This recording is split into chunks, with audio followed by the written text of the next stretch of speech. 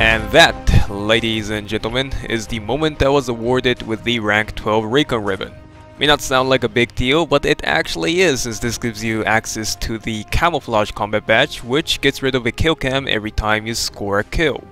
So in this video I wanted to talk about several stuff. As we all know, there's a big Soviet hype going on with the announcement of the Timoshenko update, and also want to cover a little bit on the Allies Thompson SMG along with its gameplay.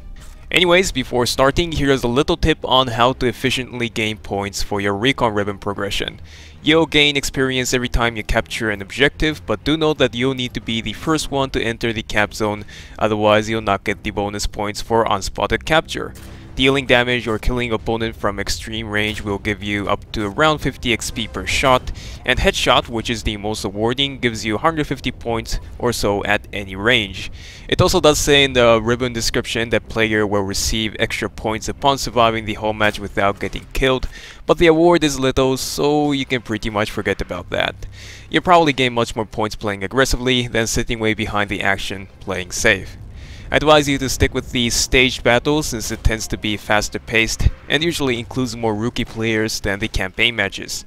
Even with the veteran membership and 10 or so ribbon boosters, it still took me roughly 30 hours of gameplay as a recon to unlock the camo badge, so I guess my biggest advice will be to not hold your breath because this will surely take some of your time. We are also seeing some really exciting news about the next build. Named after Soviet Army General Semyon Timoshenko, the T build will introduce a third faction to the war. So far we know that 3 factions will be fighting each other, but I'm also quite interested to learn about how diplomatic option plays out in the campaign. In their livestream, Ritomoto mentioned that this feature will not make it into the T build, but it'll be nice to see an option, for example, to form an alliance, support friendly faction by sending resources, or even a way to break the alliance and ambush your once allied nation. Of course, with the introduction of the Soviet Union, we can expect a wide variety of new weapons and vehicles as well. So far, Rito has revealed 3 of the light tanks, which are T-38, T-28, and the BT-7. And for the medium class armor, we'll be getting the T-34-76 and its further improved variant -85. I enjoy tank combat and heroes and generals mainly because it is completely unmerciful and intolerant against infantry, but I also think it's about time to improve the vehicle mechanics. It doesn't need to be overly complicated, but having something like track damage or engine fire will give more space for tactical armor gameplay and encourage players to actually plan their attacks, not just rush and spam their APCR.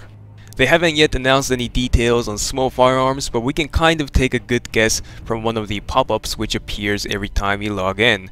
Most likely the SVT-40 will be the starter weapon for infantry as a semi-automatic rifle, and Mosin Nagant as a counterpart to M9003 and the German Kar-98. Something which makes me really excited is this guy over here, most likely PTRS or the PTRD anti-tank rifle. The only real AT weapons they had back in 1940s are the ones captured from Germans or Lend-Lease bazookas from the Allies, so it will only make sense for the Soviet faction to have either of those AT rifles, and I can't wait to have that beast on my hands. Anyways, enough of Timoshenko, let's talk about Thompson. Now before anyone freaks out and start talking about the unfairness between Allies and Axis and how Rito is favoring either side, I'm going to say it loud and clear that Thompson is the best submachine gun there is in this game. You can try to argue, but this is de facto the truth. It's not that MP40 is any bad, it's just that Thompson does so much better job at any range against any targets. Now, is this a bad thing? Is a nerf required? I don't think so. Of course, I also get super pissed off after getting lasered by those Thompson, but you shouldn't consider this as an unbalancedness, but more of a uniqueness to each faction. If you think about it, Germany has an upper hand in terms of machine gun with the Machine Gun V42, and although this depends on personal preferences, but I also think the Kar-98 does a much better job at accurate aiming than the Springfield.